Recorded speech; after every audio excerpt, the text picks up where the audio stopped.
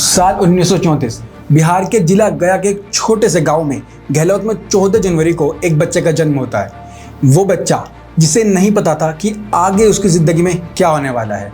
हाँ, हम बात कर रहे हैं एक ऐसे इंसान की जिसे आज भी the incredible man, the mountain man के नाम से भी जाना जाता है, the one and only Dashrath Manjhi. फिर से दशरथ मांझी वो तो बैठे हुए थे तो हमने कहा सरकारी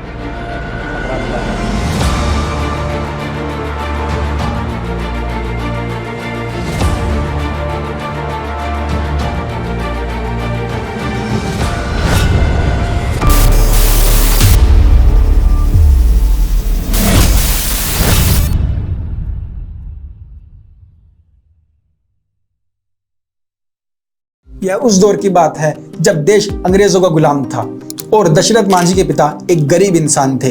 वह छोटी मोटी नौकरियां करके अपना घर चलाते थे, लेकिन उस गांव के अंदर दूर दूर तक भी कोई अस्पताल नहीं था।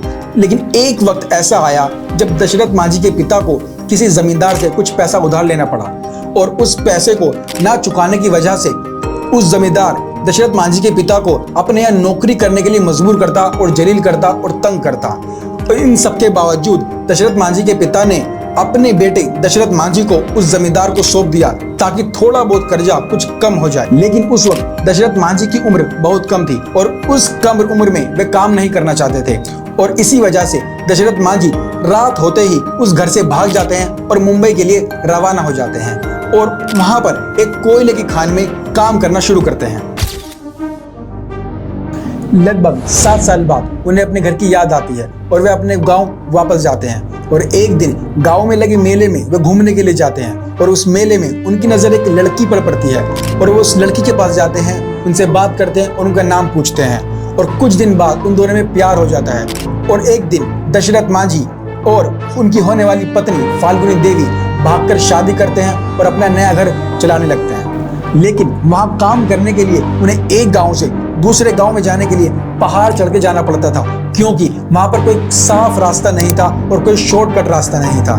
काम शुरू करने के बाद फाल्गुनी देवी दोपहर होते ही रोज अपने पति के लिए खाना लेकर उस पहाड़ पर चढ़कर उनके पास जाती हैं। लेकिन किसको पता था कि यही एक चीज उनकी जिंदगी में एक बहुत बड़ा मोड़ देने वाली है। दोपहर होते ही दशरथ मांझी की बीवी फाल्गुनी देवी अपने पति के लिए खाना तैयार करती हैं और लेकर घर से निकलती हैं। लेकिन आधे रास्ते में ही उनका पहाड़ से पैर फिसलता है और वो नीचे गिर जाती हैं। वे जोर जोर से रोती हैं, चिल्लाती हैं और अपने पति को पुकारती हैं, लेकिन वहां पर दूर दूर तक उनके मदद के लिए कोई नहीं होता है। जब दशरथ मांझी को इस घटना के बारे में पता चलता है तो वो दौड़े दौड़े आते हैं और अपनी पत्नी को इस हालत में देखकर वे मदद मांगने लगते हैं और उन्हें लेकर अस्पताल की ओर बढ़ते हैं। पहाड़ की चट्टान और साफ रास्ता न होने के बावजूद उन्हें लंबे रास्ते से अस्पताल जाना पड़ता है, लेकिन अस्पताल इतना दूर था कि उनकी पत्नी का रास्ते में ही मृत्यु हो जाती है। पत्नी की चिता जलाने के बाद दशरथ मांझी सदमे में चले गए और इसी सदमे में वे खड़े हुए उठे, एक छैनी ली और एक हथौड़ा और चल दिए उस पहाड़ को मारने जिस पहाड़ से गिरकर उनकी पत्नी की मृत्यु हुई थी। एक छैनी और एक हथौड़े को लेकर 25 फीट ऊंची, 30 फीट चौड़ी और 360 मीटर लंबी पहाड़ को तोड़ने का अगर ख्वाब भी लोग देखें तो लोगों के पसीने छूट जाते हैं। लेकिन इस ख्वाब को हकीकत में लाने के लिए दशरथ मांझी ने गर्मी, बरसात, सर्दी सब कुछ सहा। यहाँ तक कि ऐसा भी दिन आया जब उन्हें गंदा पानी पीना पड़ा और साथ साथ पेड़ के पत्ते तक खाने पड़े और लोगों ने उन्हें तो पागल भी कहना शुरू कर दिया था और साथ में उन्हें चिल्लाते थे और उनका मजाक भी बनाते थे।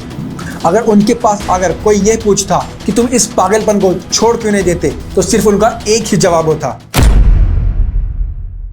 तेरे को क्या लगता था कि नहीं लौटेंगे? गलत। जब तक तोड़ेंगे नहीं तब तक छोड़ेंगे।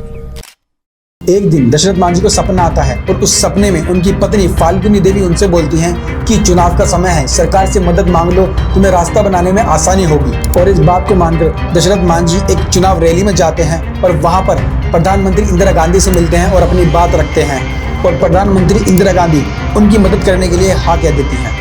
लेकिन यहाँ पर कुछ जमींदार रोड डेवलपमेंट के नाम पर कुछ पैसा हड़प लेते हैं और उन पर 25 लाख तक का एलिगेशंस लगाए जाते हैं। फिर एक और बार दशरथ मांझी यहाँ पर उदास हो जाते हैं और अपने घर वापस लौटते हैं। और अपना छेनी और हथौड़ा उठाते हैं और चल देते हैं अपना उस पहाड़ को तोड़ने के लिए।